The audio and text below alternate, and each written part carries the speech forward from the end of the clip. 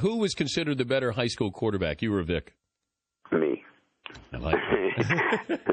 How was Vic as a basketball player?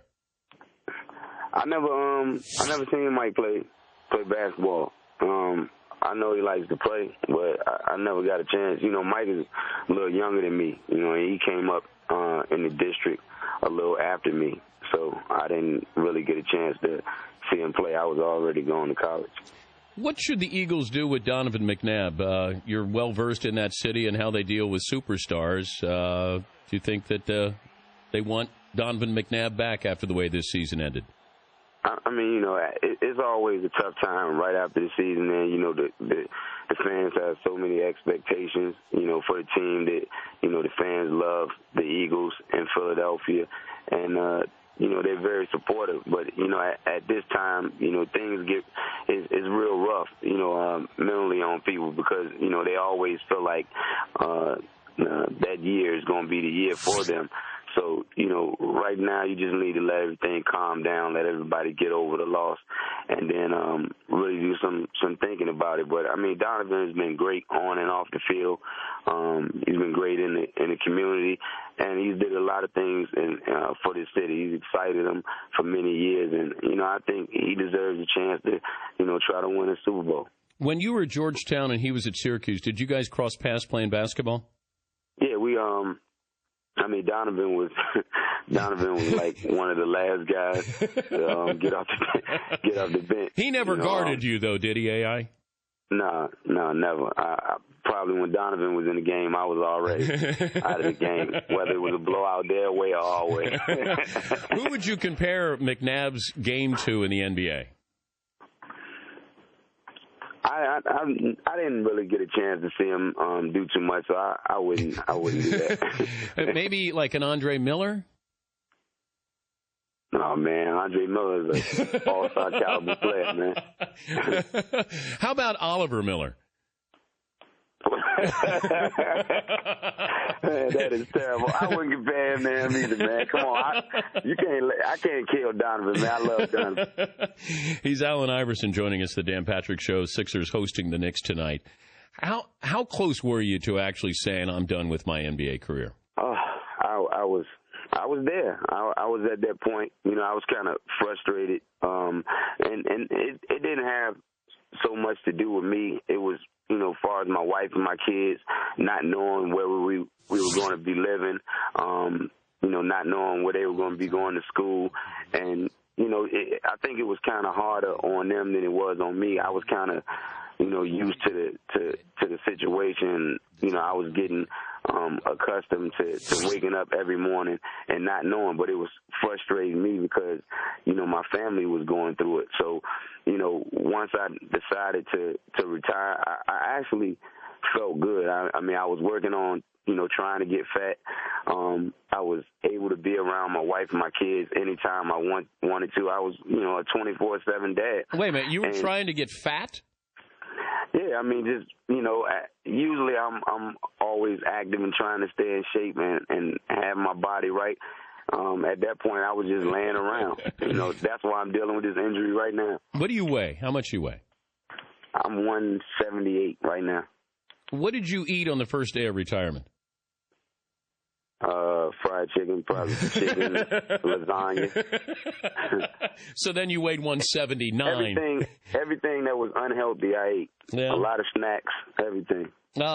Compare your game now to 10 years ago. I can do the same things that I'm accustomed to doing on the basketball court. I'm just not asked to do those things. You know, a lot of those years when I was in Philadelphia, you know, for me I had to score 30 and 40 points just to give us a chance to win basketball games. You know, now I'm not asked to do that. You know, people are wondering why I'm not scoring 30 points every night. You know, the team that I'm on, the teams that I've been on, you know, didn't call for me to do those things. So, you know, now when I have a game and I only have 10 or 11 shots, you know, people think that I can't get my shot off. It's not because of that. It's because, you know, we look at other guys that do a lot of things offensively on the floor, you know, and you know, I just take my shots when they come. Did you ever talk to Tone Loc and compare your voice to his? No, I heard the jokes. But you do sound like him.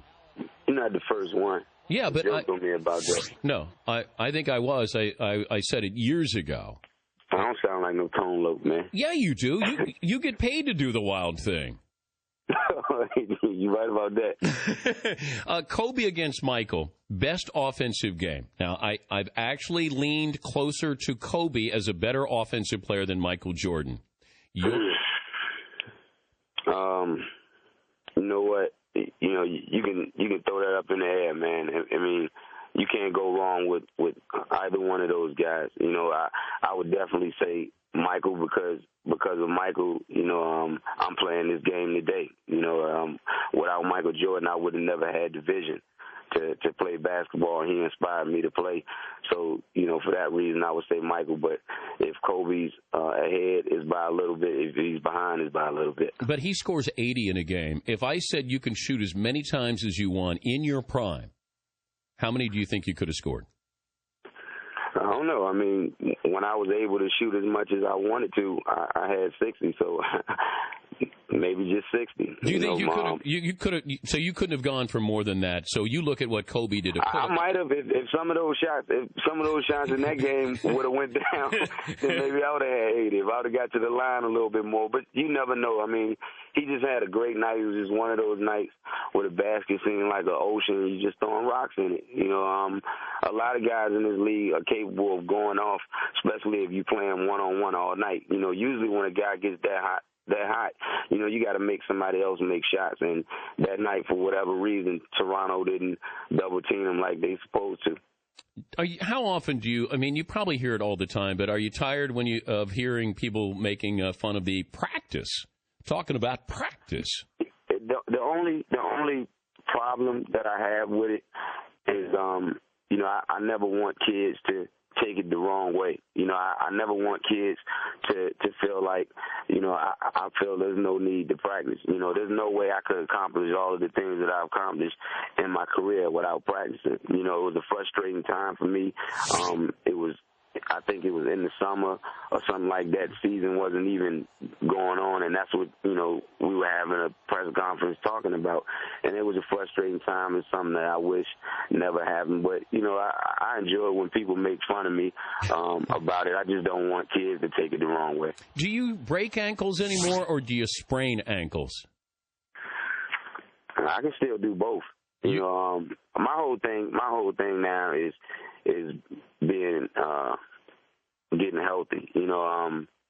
I'm really now using my John Stockton, basketball skills as far as just thinking the game out and trying to do other things besides using my physical ability. My speed is everything when it comes to my game, and being that I'm dealing with this injury, I'm not able to move around the basketball court as I'm accustomed to doing, so I got to do a lot of other things to help my team win. Before I let you go, can I pencil you in for another season in the NBA?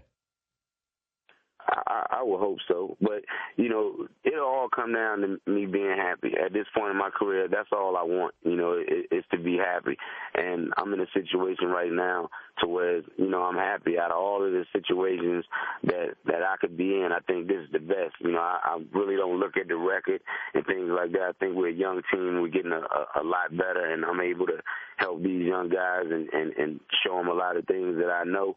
But I'm happy just going to games and going to practice every day. I'd like a chance to play you one-on-one, though. You don't have a chance in the world. I mean, if we can go to 100 or something like that, and I'll give you the ball the first 10 times and spot you 99 points, you might have a chance. Will I score on you? You might. Anybody get, every dog has a day. What if we just shot threes, NBA threes? What do you mean? I still don't think you have a chance. All right. Now maybe in 15, 20 years when I'm done and I got to that point where I'm 230, 40 pounds, then maybe you have a chance then.